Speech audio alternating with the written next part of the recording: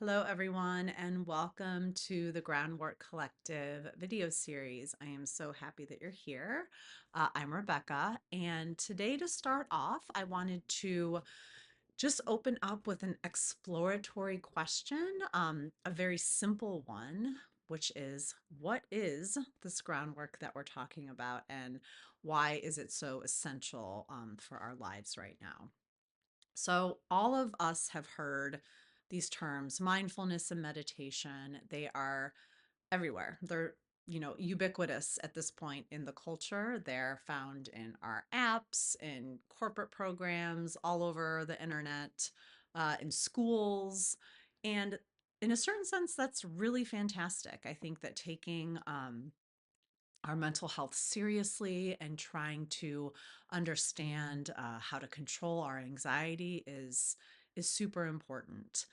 But I also want to talk about how we can think about some of these practices um, on a deeper level, not just necessarily as a stress reduction tool, although that's really great, but really thinking about the groundwork or these foundational meditation practices as the pieces of our life that kind of hold everything together and then hopefully create opportunities for us to really thrive in our lives.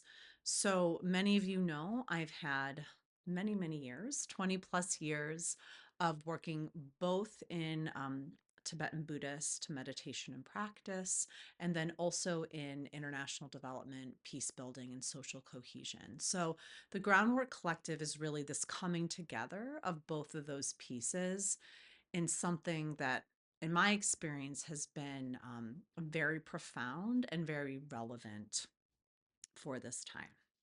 So, yeah, as we start off, I thought it might be good to start with just a really simple metaphor. Please forgive me because I'm sure you've heard of the building of a house metaphor.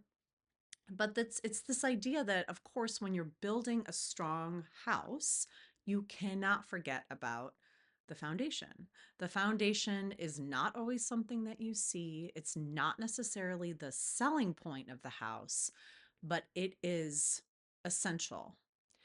If the weather is 70 degrees and sunny and you never have any wind, then maybe the walls and the roof and all the beautiful things in your house will remain. But as soon as there's any stress in the environment, a storm, a hurricane, whatever it is, even something less than that, your house is not going to stand because you don't have that foundation built. So it's the same thing with our lives. We have to have that foundation. And in our very incredibly speedy culture, we completely overlook the foundational step. And so that's what this work is about, is just really trying to discover how we build in those strong foundations to better relate with whatever presents itself in our lives. When we don't have the groundwork, we are actually losing time because we ruminate, everything seems to take longer, we're reactive, we're less patient with our loved ones and people in general. We are not as good at making decisions.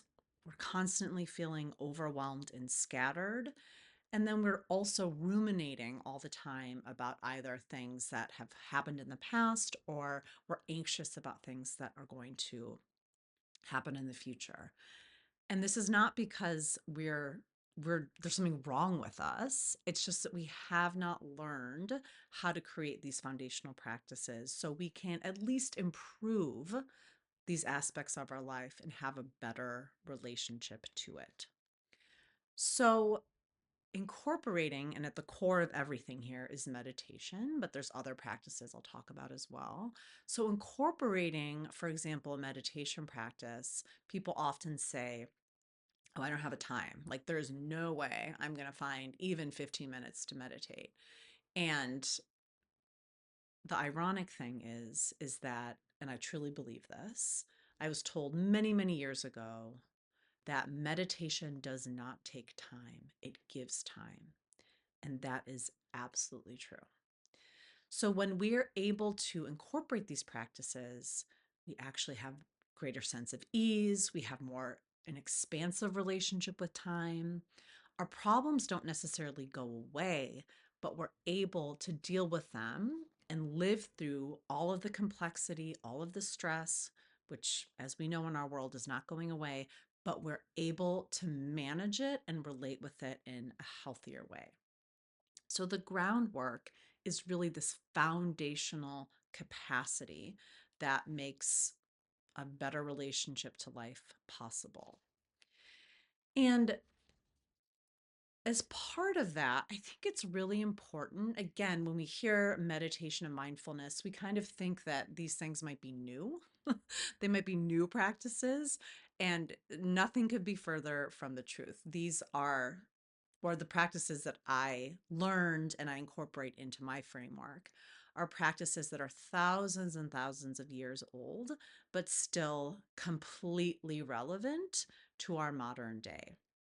So they primarily come from the Hindu or Buddhist tradition, the meditation and the yoga, but you also find mindfulness and meditation in Christian Stoicism, in the Jewish tradition, in Sufi Islam.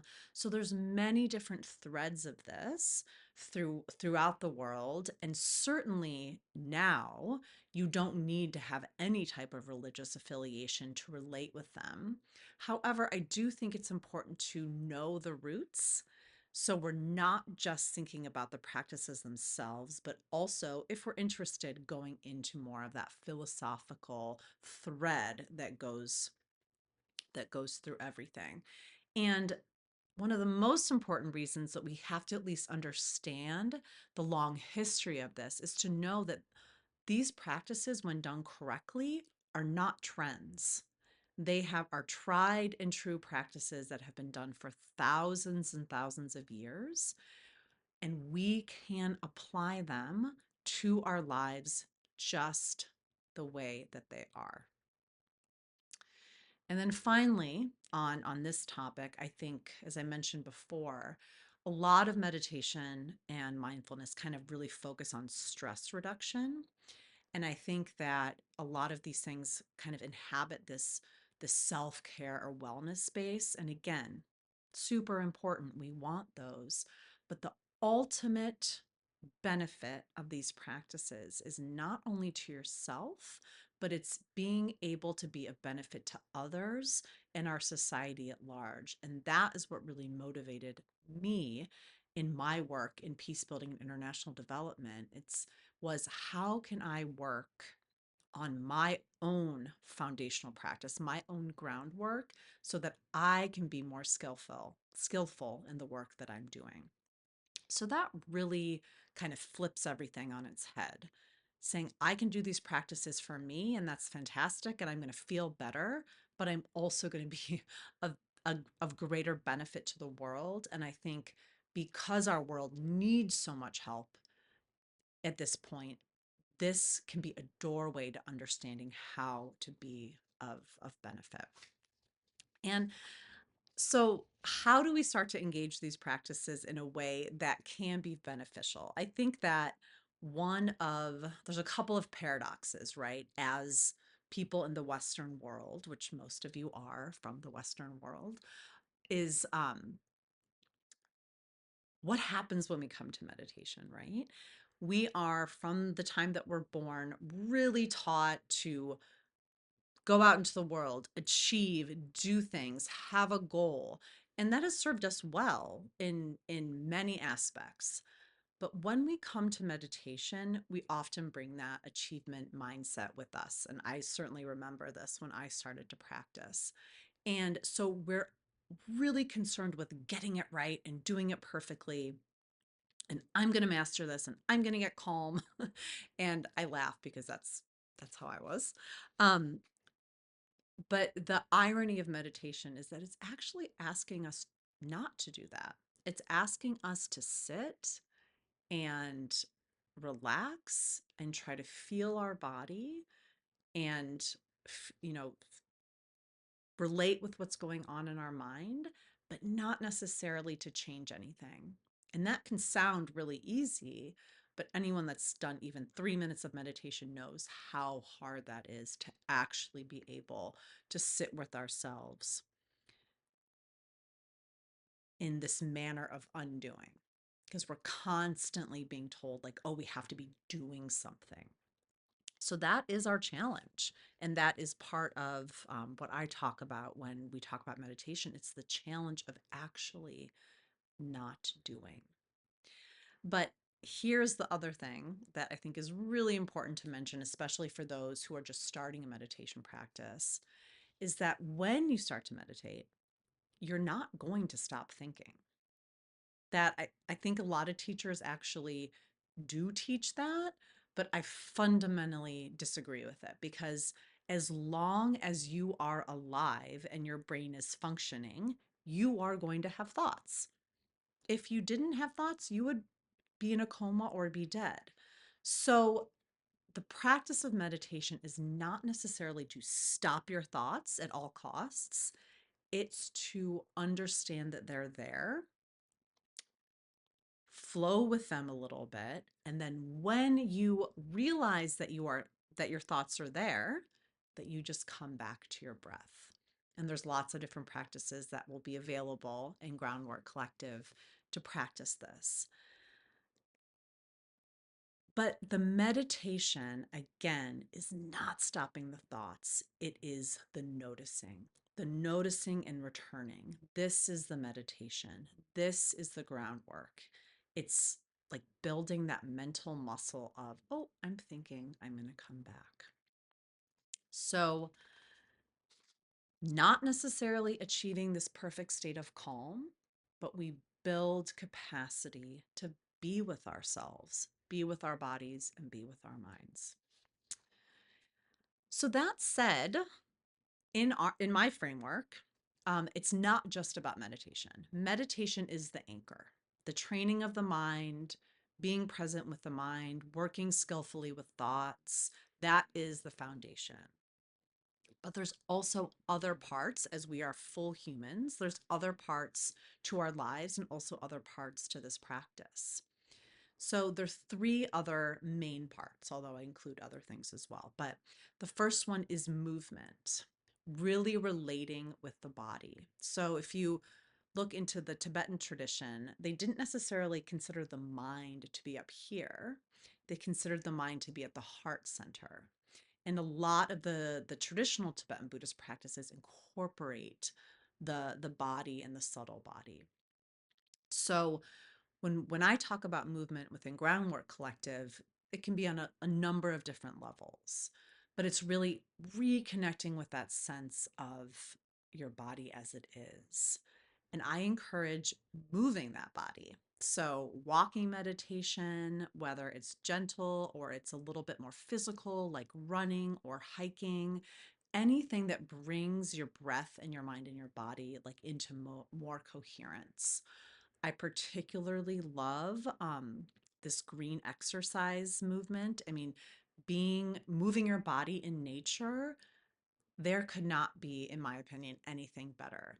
Oftentimes, I believe that I get some of the same benefits, at least for the reducing the anxiety reduction from that movement as in meditation. And sometimes the movement is actually a better place to start than the sitting meditation because we're also moving that energy out of our system.